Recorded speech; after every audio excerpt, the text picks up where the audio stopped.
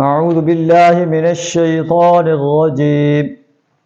بسم الله الرحمن الرحيم. يا أيها النبي لم تحرم ما أحل الله لك تبتغي مرضات أزواجك والله غفور رحيم. قد فرض الله لكم تحلة أيمانكم والله مولاكم وهو العليم الحكيم. صدق اللہ العظیم. سورہ التحریم کی پہلی دو آیات آپ کے سامنے تلاوت کی.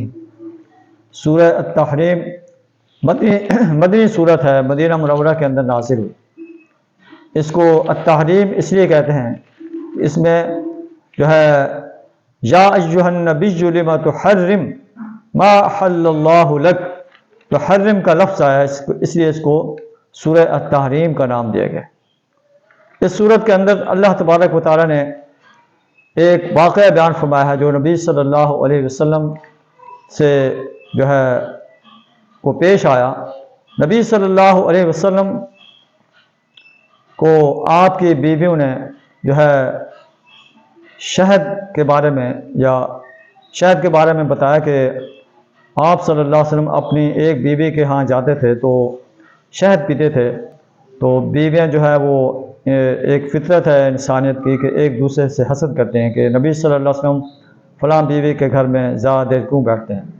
تو دو بیویوں نے آپس میں یہ جو ہے طے کر لیا کہ نبی صلی اللہ علیہ وسلم جب آپ کے پاس آئیں گے تو آپ کہنا کہ آپ کے منہ سے مغافیر کی بو آ رہی. تو ایسے ہی ہوا. تو آپ صلی اللہ علیہ وسلم فرمایا کہ میں نے شہد کا پانی پیا ہے تو میں شہد نہیں پیوں گا. تو نبی صلی اللہ علیہ وسلم کی زبان سے یہ الفاظ نکلے میں شہد نہیں پیوں گا. تو نبی صلی اللہ علیہ وسلم کی زبان سے یہ الفاظ نکلا ایک قانون کا درجہ رکھتے تھے.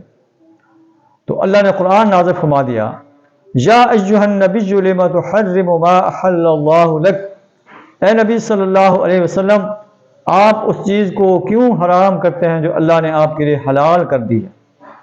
یعنی حلال و حرام کا اختیار اے نبی صلی اللہ علیہ وسلم آپ کے ہاتھ میں نہیں ہے. احل اللہ، حلال و حرام کا اختیار اللہ کے ہاتھ میں. معلوم ہوا کہ اللہ کا نبی اللہ کی گائیڈ لائن کو فالو کرتا ہے. اگر اپنے اختیار سے وہ اگر کچھ کہہ دے جو قانون کا درجہ رکھتی ہو اور اللہ کا آرڈر کچھ اور ہو تو اس کے لیے یہ لائق نہیں ہے. اللہ نے فوراً نبی صلی اللہ علیہ وسلم کی جو ہے اصلاح فرما دی. اور نبی معصوم ہوتے ہیں، جب کوئی ان سے کوئی ایسی بات سرزد ہوتی ہے اللہ فوراً اس کی اصلاح فرما دیتا ہے.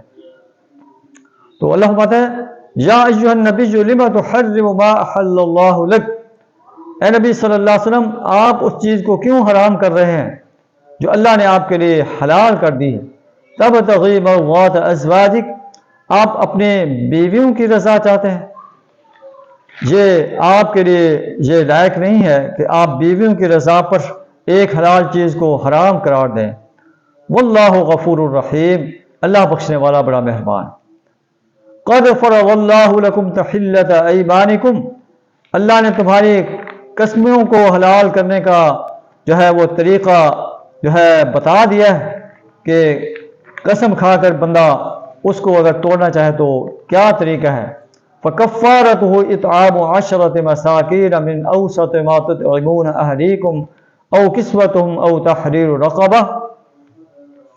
10 مسکین کو کھانا کھلانا یا ان کو کپڑے پہنانا یا ایک غلام آزاد کرنا ہے.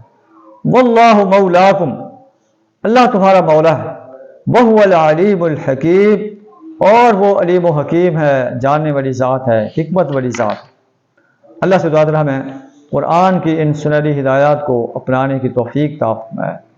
اللہ کے ہر حکم کے آرڈر اپنے آپ کو خم کرنے کی توفیق عطا فرمائے. وآخر دعوانا ان الحمد للہ رب العالمین.